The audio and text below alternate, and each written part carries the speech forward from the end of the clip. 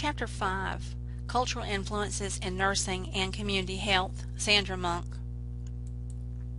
Objectives: we're going to discuss the ways in which culture can affect nursing practice. We're going to describe methods for developing cultural competence. We're going to evaluate the effects of cultural organizational factors on health and illness and conduct a cultural assessment of persons from cultural group other than our own, and develop culturally competent nursing interventions to promote positive health outcomes for clients. The United States population is becoming increasingly diverse, and therefore the nurse and the client may come from different cultural backgrounds, and we even work with people from different cultural backgrounds, and we may not be able to recognize and understand their differences unless it's something we really put effort into.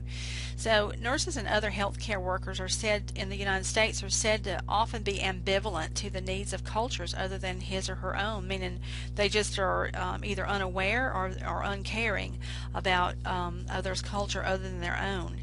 And as nurses, we've got to be able to provide culturally competent care. And even though there are other immigrant groups in the United States, I probably will discuss four groups will be emphasized, and were more heavily emphasized in this chapter: African Americans, Asians, Hispanics, and Native Americans. So I will be giving examples from each of those. Immigrant health issues. Some recent changes in immigration laws have increased migration to the United States. In addition, immigrants have come to the United States for religious and political reasons, and also for economic opportunities for years, and hundreds of years. And U.S. citizens immigrate to other countries for similar reasons as well.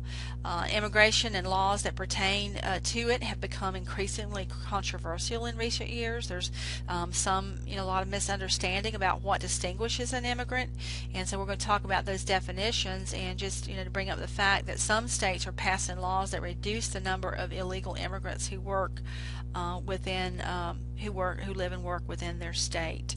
And so here are some of the amendments to the Immigration and Nationality Act, Refugee Act of 1980, and Immigration Reform and Control. Some immigrant categories, just so that we are correctly talking about immigrants. A legal immigrant is not a citizen but allowed to live both in and work in the United States, and it's also known as a lawful permanent resident. And the trend is towards more immigrants becoming low-skilled workers, and may often compete for native low-skill workers for jobs, and that's problematic in areas where there's high unemployment rate, so that kind of creates some dissonance among the community. Refugees are admitted outside the usual quota restrictions based on fear of persecution due to their race and religion, nationality, social groups, and political views. Very often, refugees may appeal to the United States, or many times refugees are brought here. Many brought here from Vietnam and Cambodia and Hmong, Laos, and areas, Asian countries in the 80s and 90s in particular, because of persecution. And then non-immigrants admitted to the U.S. for a limited duration or a specific purpose, such as students who are here on student visas or tourists. And then unauthorized immigrants may have crossed the border illegally or have legal permission that has expired, and they're only eligible for emergency medical services such as childbirth and care of children, major trauma and things like that.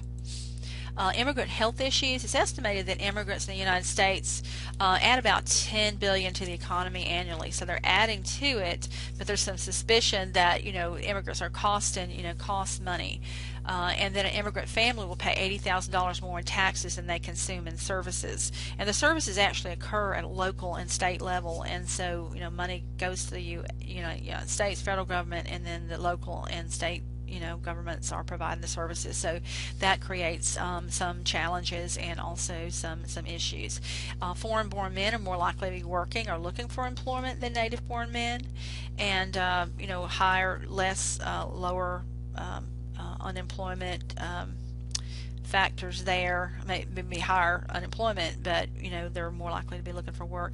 And then related to the September 11th attack on the United States, a variety of new immigration laws have been enacted that it makes it a lot more difficult for people seeking visas, and there's a lot more scrutiny on both visa and entry documents. Even within the United States, to obtain a passport or driver's license is a lot more difficult than it used to be.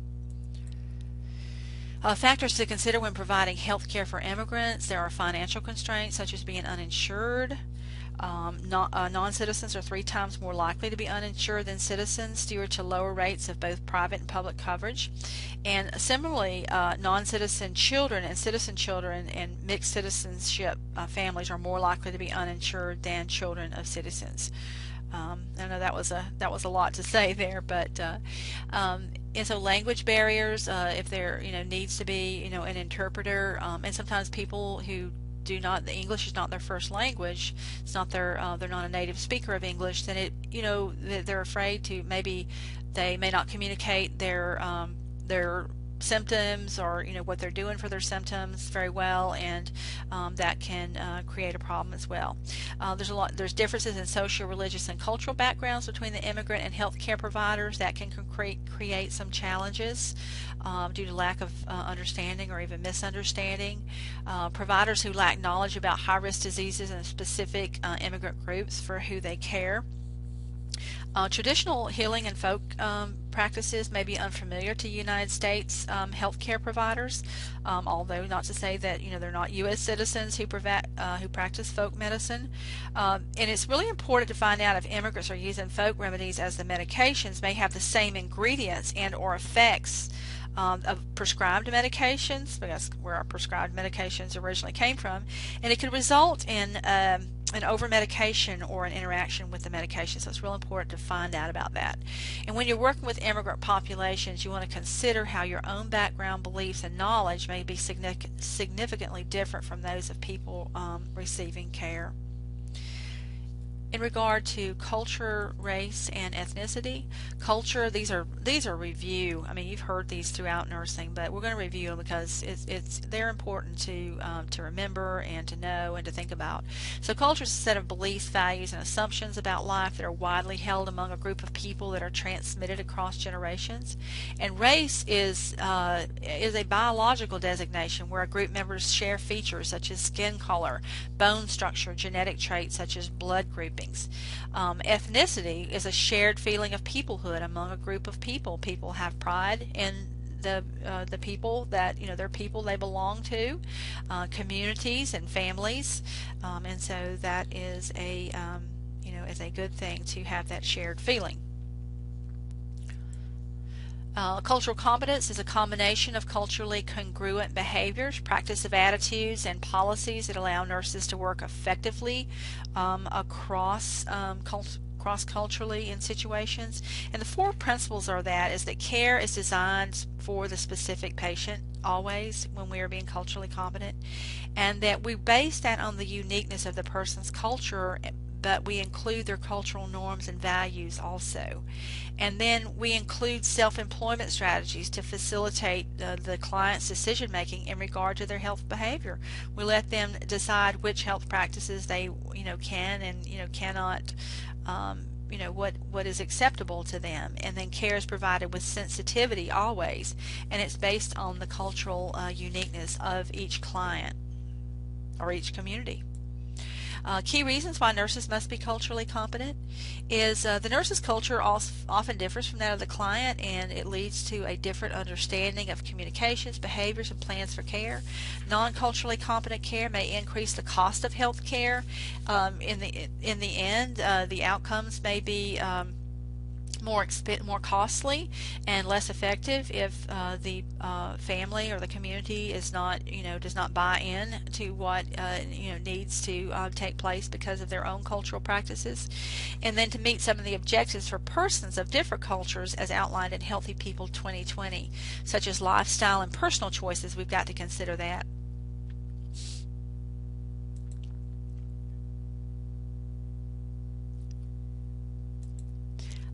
To stop and reflect, I want to just stop just for a minute, and I'll slow down just a little bit and think about, what are some of the reasons a nurse must be culturally competent. And I'll tell you what mine is. I want you to think about what yours is.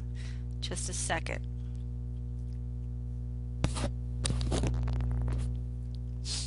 Mine is, I believe that being culturally competent is professional. I think that developing the knowledge, skills, and attitudes of cultural competency, that it, shows respect. It is supported by the American Nurses Association's code of ethics, and that, we should be culturally competent and that we should respect the what other people's values are, and we should place value on that ourselves. So I think it reflects professionalism to me, and that's why I choose to be culturally competent and to try to learn as much as I can about people from different backgrounds and heritages and different populations. Now I want you to take a minute and just reflect on your own personal beliefs and decisions in your own culture related to health. What's important to you about your health? Is it prevention? Is it something that is unique to your ethnicity or your race? That is something that is important to you. Something important to you as a woman or as a mother. So just kind of stop and think about that just a little bit.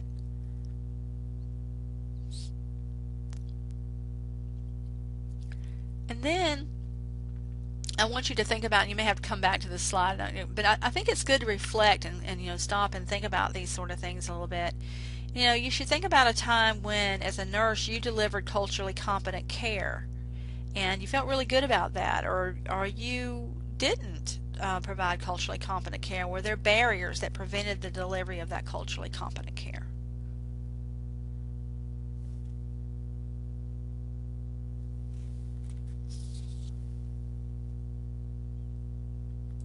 Okay, so you may need to go back to that slide to think about that a little bit, but I think that's important. Okay, developing cultural competence, a combination of culturally congruent behaviors, practices, and attitudes and policies that allow for nurses to work effectively in cross-cultural situations. There are, I skipped one. Nope, I guess not. Let me go back one. Two principles are suggested by Madeline Leininger as the development of cultural competency is a lifelong process, and I believe that is too. I think we can always get better at what we're doing. I'm telling you a lot about my beliefs, but that's part of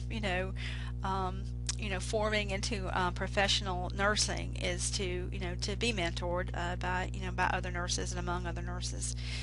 So Madeline Leininger developed cultural competency. She said it was a lifelong process, and then, or the concept of cultural competency, and she said it is to maintain a broad, objective, and open attitude toward individuals and their cultures, and to avoid seeing all individuals as alike. And this is something I'll say over and over again in this lecture. And then 3 stages, according to Orlandi, are cultural incompetence, and you can see those in on page 75 in your book, table 5.2. Cultural competence framework, and looking at the stages of competence development. And the culturally incompetent is just sort of unaware, oblivious, don't really care about, apathetic, doesn't really care about cultural competency. They may be unskilled, and then the outcome is destructive. It doesn't help us to help our clients. And then culturally sensitive, the person is aware and they're sympathetic, but they're lacking some skills, and it's just still, it's kind of neutral. This really doesn't, we may or may not call an interpreter, or we may or may not, try to learn as much as we can about, our clients. And then culturally competent is the person is knowledgeable, they're committed to change, they're highly skilled in a very constructive way. And some of the dimensions in there are cognitive, thinking about it, reflecting like we did just a moment ago, feeling the emotions of that, and thinking through your client's emotions of that. And then the psychomotor is doing it, acting on those the knowledge, skills, and attitudes that you have as a culturally competent nurse. And then concepts of cultural competencies. There's cultural awareness, which is your own self-examination, an in-depth exploration of your own values as they influence your behaviors. And then cultural knowledge is understanding from the worldview, the epic view of the client. You want to be informed about clients for whom you care for the most, and we talked about that some, based on populations that you serve. Cultural skill, effective integration of cultural awareness and cultural knowledge to meet the needs of the client. You want to provide like certain clients' space may be a difference, and your clients will show you this nonverbal behavior where whether they get very close to you when they speak, or they seem to be more hold more of a distance when you speak. And if you cross over that boundary, then it could lead to a cultural misunderstanding. So you want to avoid those practices. Cultural encounter is seeking opportunities to explore the culture of another person in a warm and respectful way that will help reduce stress for the patient, family, and nurse. And then a cultural desire is to apply motivation, desire, and energy to all clients.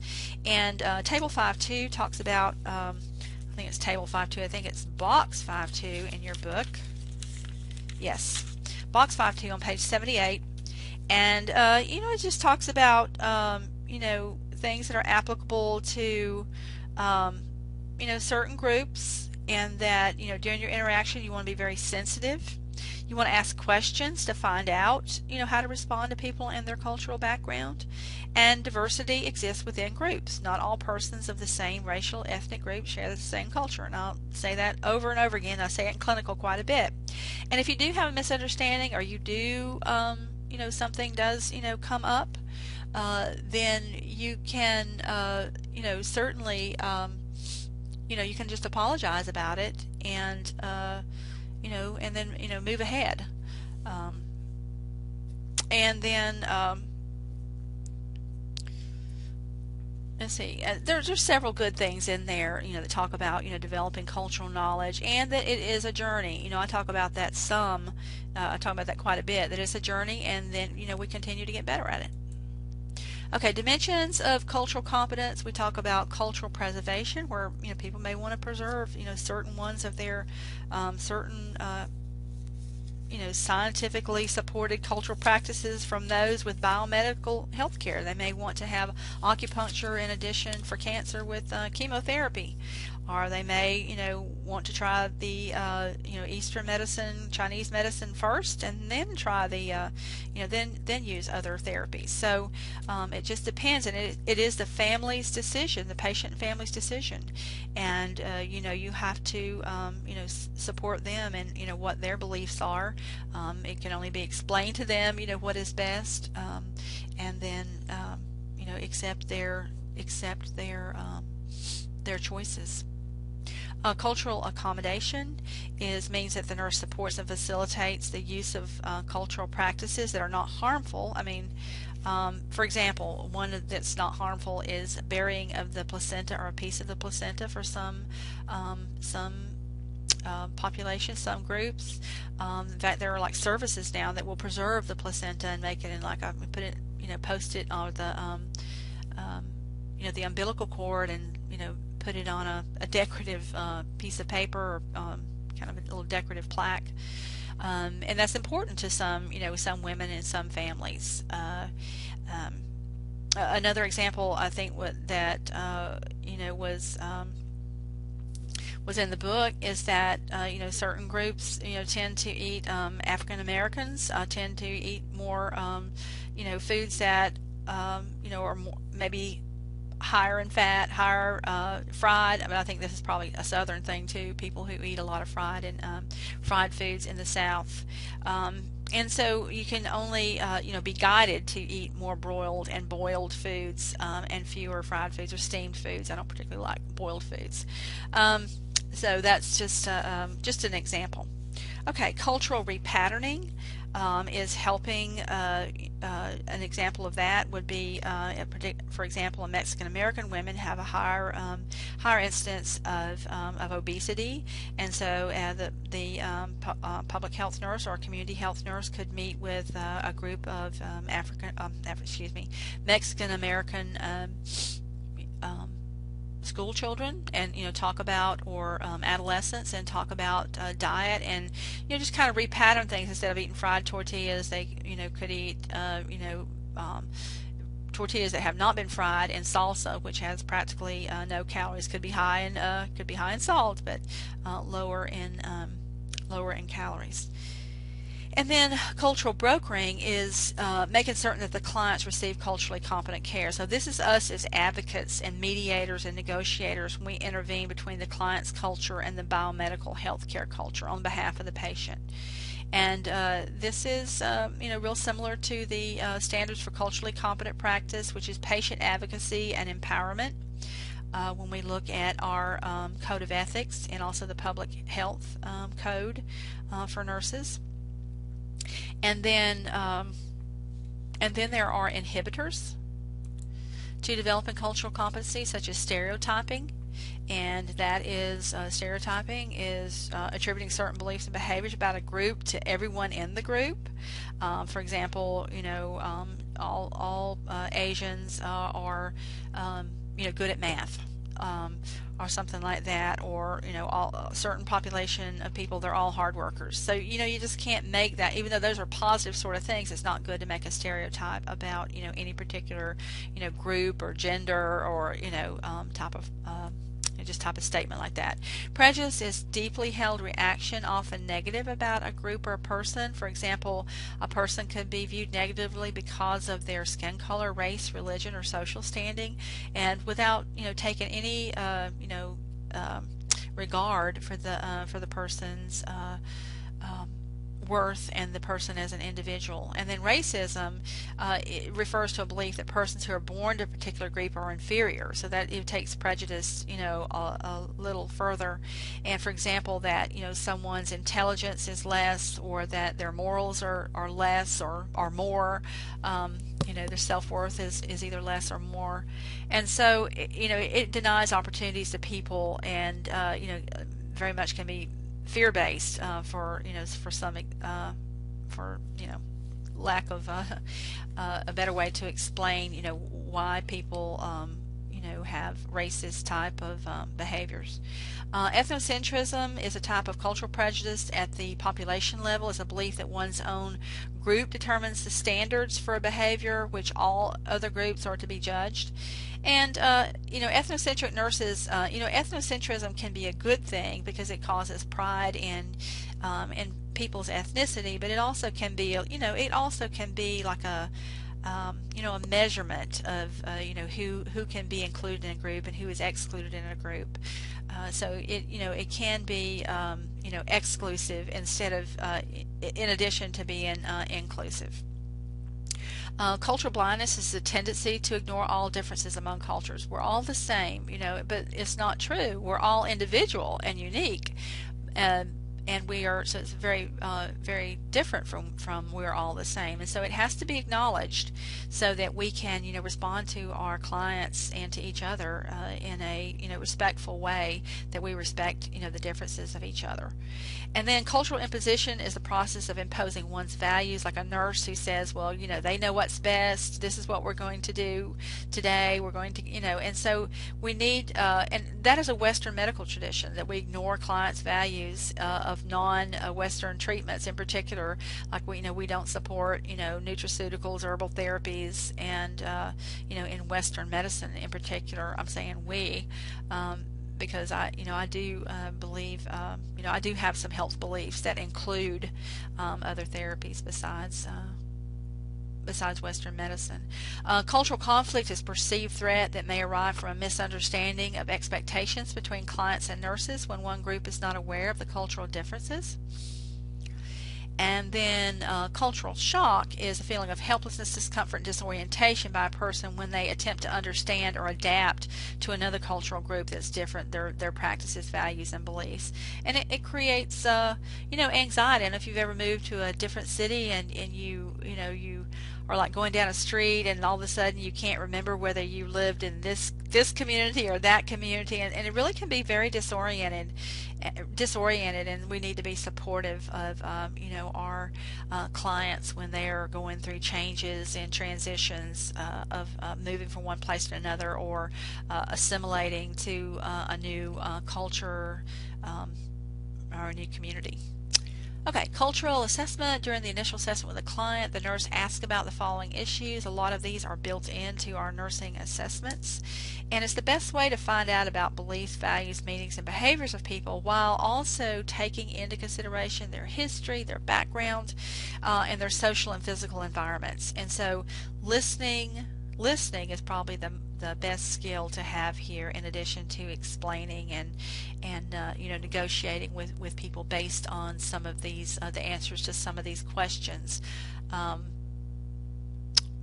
Mostly listening in here, and just finding out more about the persons, what their health practices are, what their beliefs are, who stays home with the children, who goes to work, what are their what do they value about health care? Do they value prevention? Do they value their health? Who helps them? Where do they find hope when they're sick? Who do they talk to when they're sick? So those sorts of things. There are two phases to that. Two phases to the assessment. There is the data collecting phase, where the nurse collects self-identifying data similar to that collected in the brief assessment, and he or she raises a variety of questions that seek information on the client's perception of what brings them to the healthcare system, the illness, and previous or anticipated treatment. So what has worked before, so that's always important to find out what hasn't worked.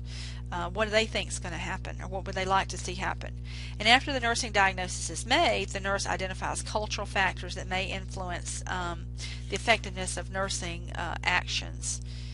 In the organizing phase, the data is related to the client and family's views on optimal treatment choices that are routinely examined, and looking at the differences between the client's cultural needs and the goals of the Western medicine. So that needs to happen during the organizing phase.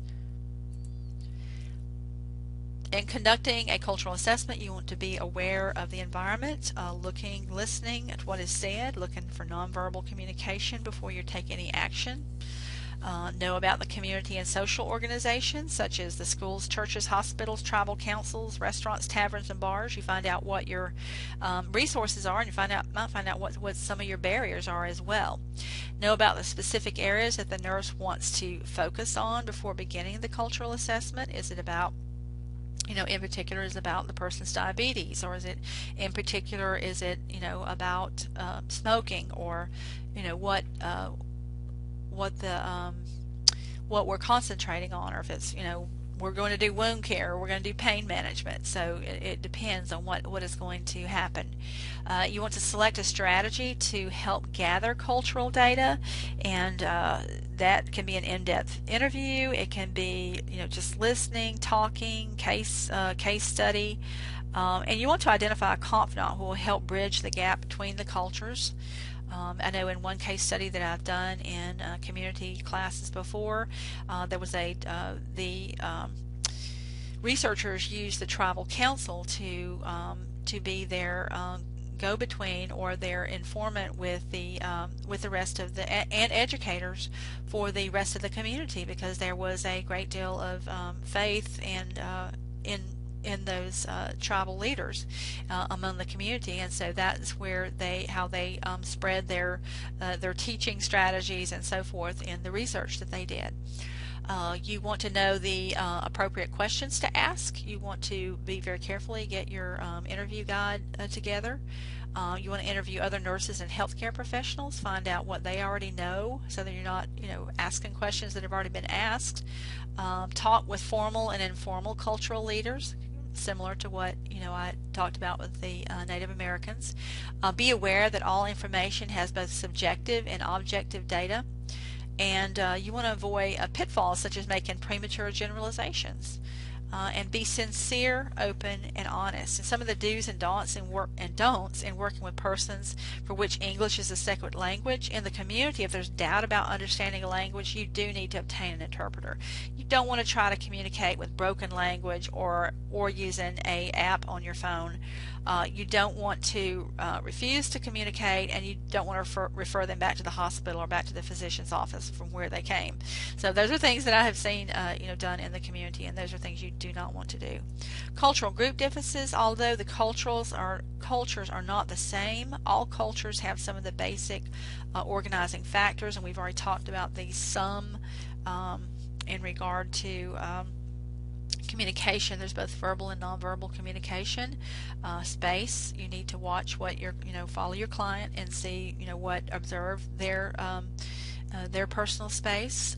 Social organization is the way which that group structures itself around the family. Like in some cultures, the family include people who are not even related to the family, and others they're very more closed about that. There are certain family members who may be the spokesperson, and that's very standard for that particular population. Time perception in culture can be different. It can be future, past, or present oriented. Historically, American middle class are very future oriented. We're saving for the future. We're going to retire. Where other cultures that's not an issue for them at all. In fact, Vietnamese families are more in the past oriented and look for the direction for their current situations from their ancestors. And let's see, of course we know there are biological variations, and also there are cultural and nutritional variations in what people eat. And above all, just be open, sincere, and honest. Cultural group differences, I just did all that one. Culture and socioeconomic status. Members of minority groups are overrepresented in lower tiers of the socioeconomic ladder, something that we need to remember. We're going to talk about that more in future lectures. Poor economic achievement is also a common characteristic among people who are at risk, such as persons who live in poverty, the homeless, migrant workers, and refugees. And we're going to talk about those vulnerable populations in another chapter. And then, of course, there's nursing judgment, also that is important. But and we should be able to distinguish between cultural and socioeconomic class issues and not interpret the behavior as having a cultural origin when in fact it is a socioeconomic class, because those are two separate items. And that is the end. That concludes chapter 5.